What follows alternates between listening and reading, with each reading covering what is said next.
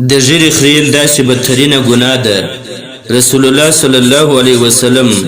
د ژیړخرین له دومره زیات نفرت ولو چې هغه ژیړخرینکي ته کتل هم نه خوښول، د هغه نه به مخ وګرځاوی. علامه ابن کثیر رحمت الله علیه په البدایه والنهایه کې او علامه ابن اثیر رحمت الله علیه په خپل کتاب الکامل فی التاریخ کې یوه واقعه نقل کړې ده چې کله نبی کریم صلی الله علیه وسلم د مختلفو ملکو بادشاهانو ته د اسلام دعوت په باره کې خطونه ولیږل، نو په دې کې یو خط د فارس بادشاه کسرا ته هم د حضرت عبدالله بن حذافه رضی الله تعالی عنه په لاس باندې ولیږي چې په هغه کې دته د اسلام دعوت ورکول شوی و. کله چې هغه د نبی کریم صلی الله علیه وسلم خط وکاتی، نو هغه خط یې څیرې کړي، ویش کړي او ویل چې زما غلا و ماته دا خط لیکلی دی،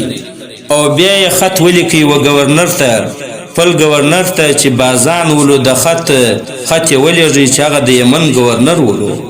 د ورته لیکلي وله چې دوه مضبوطه کسان حجاز یعنی مدینې و نورې ته ولیږه چې د هغه حجازي کس ماته راولي کوم چې ماته خط را لیږلی دی. نو بازان دومره مضبوط کسان بابویه او خسره د پیغمبر صلی الله علیه وسلم پسې ولیږله. کله چې دا دوه کسان مدینې ورې ته راغلله، نو رسول الله صلی الله علیه وسلم مبارک په خدمت کې حاضر شوله.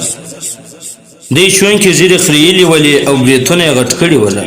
فکره النظر الیهما، پیغمبر صلی الله علیه وسلم دې ته کتل هم خوښ نه کړه او مخ یې ځین واړوئ او ورته ویې فرمیل ویلکما من امرکما بهذا، تاسو له دې هلاکت وي، تاسو دا د ژیړې په خریلو باندې چا امر کړي یاست او چې بریتونه مې غټ کړي دي او ژیړې مې خریلې دي. هغه ورته وویل امرنا ربنا یعنی نه کسرا، موږ ته خپل رب یعنی کسرا بادشاه د دې حکم کړی دی عجمي خلکو به خپل بادشاه ته رب ویله. نو عجمي هغه خلکو ته ویل کیږي چې د عربي نه علاوه کوم زبانونه وایي هغه ته عجمي ویل کیږي، دی به خپل بادشاه ته رب ویله. نو رسول الله صلی الله علیه وسلم بارک ورته وفرمیل ولكن ربي امرني فاعل لحيتي وقص شاربي، لیکن ما ته خو زما رب د ژیړې غټولو او د بریتو کښنې کولو حکم کړی دی، د ژیړې اوږدولو حکم یې کړی دی. ما صرف مطلبي ځای جن اخیستی دی، خو لیکن دا واقعه ډېره زیاته اوږده ده، شرعه مطلبي ځای مې ستی په مخ کې ذکر کوي. په دې واقعه کې یو څو خبرې د سوچ او د سوچ وړ دی. اوله دا چې دا دوه کسان بادشاه قاصدان ولو او هر قاصد احترام کولی شي اگر چې هغه کافر وي او که دشمن وي، یعنی کافر هم د مسلمان دشمن دی، اگر چې دی در لرالی د قاصد په توري باندې به ته قدر او عزت کوي.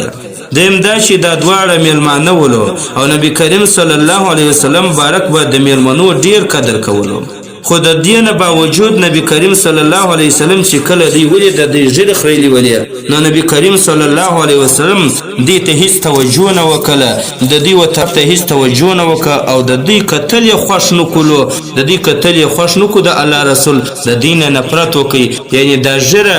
چې څوک وکړي هغه به بیا د رسول الله صلی الله علیه وسلم مبارک په مخ کې څنګه حاضریږي چې د الله رسول پوښتنه جې وکړي چې ته زما امتي یې، د امتي جواب بیا د سړی څنګه ورکوي، ځکه د امت پر مخ باندې ژیړه نورانیت دی او دا د ده دپاره ښایست دی، هغه به موجود دی. نو کله چې تا د یهودو او نصارا مشابهت وکړي بیا به د هغه سره راپورته کېږي، بیا به د هغه په سب کې